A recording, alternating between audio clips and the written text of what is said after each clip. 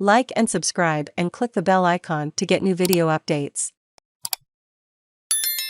What is the future for Queensland's flood-prone schools? 7 weeks on from the rain bomb that flooded southeast Queensland, the state's worst-hit schools have reopened for the start of Term 2, but the focus has now turned to their long-term future. It cost the Queensland government about $50 million to undertake work at the 6 campuses: Milpera State High School at Chelmer in Brisbane's west, Aviation High at Hendra on Brisbane's northside, Rocklea State School in Brisbane's south, Milton State School in inner-city Brisbane, 1 Mile State School at Gympie and St Helens State School at Maryborough, to welcome back all students. Nearby schools had to host most of the 2,200 displaced students, while some undertook home learning until they could return.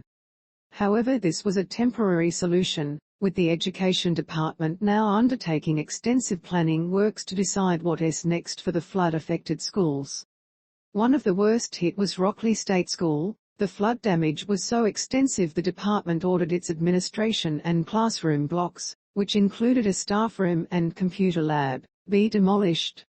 The library is one of the only remaining original buildings on site where the floodwaters came up to the floorboards of the elevated block, a blow for one of Brisbane's smallest schools, which opened in 1885 and has 51 students enrolled.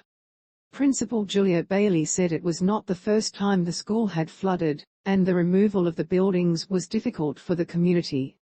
All of our active learning places were demolished, she said.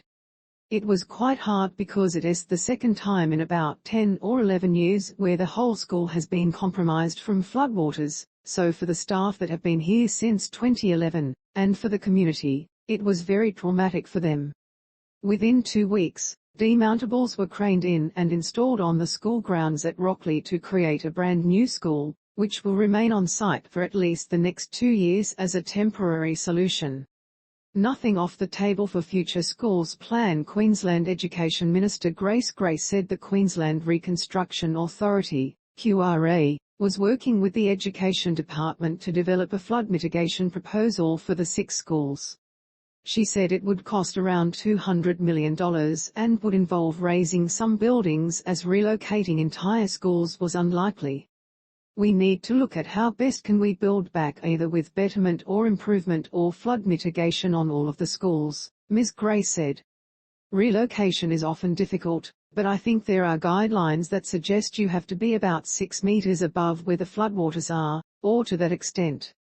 There are codes we have to abide by, so the department has done a calculation about what it would mean for some of the buildings to be built back in a much better flood mitigated way than what they are at the moment. So if the water comes they don't inundate the actual building itself.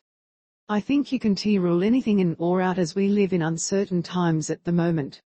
She said the state government's proposed package would also include other infrastructure like nearby roads so communities aren't cut off from schools. Ms. Gray said she wanted the Commonwealth to split the costs 50/50, which could be a challenge after Prime Minister Scott Morrison initially rejected a $741 million package to help flood victims rebuild their homes before agreeing to help fund the package. The federal government has to step up, she said. It was incredible that they had to backflip on even helping those people that still can't go back to their homes. We'd like to get it done as soon as possible, and we would like the information back from the federal government, whoever that may be. We know we're in caretaker mode, so is it something we can pursue now? Do we have to wait until after the election?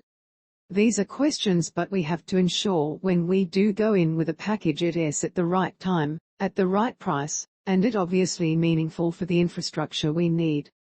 A silver lining for flooded community. Despite a permanent rebuild for Rocklea State School being years away, some parents have viewed it as a chance to bring the flood-ravaged community together.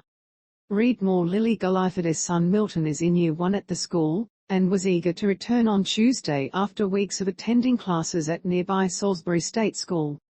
Ms. Gulliford has lived in the suburb of Rocklea since she was a child, and said while it was devastating to see the school buildings demolished, it had created new opportunities for the school's future. We now have an opportunity to sort of build this incredible learning environment for our kids that we can have the whole community be a part of the conversation about what it looks like, about what it involves, and then watch it happen together, she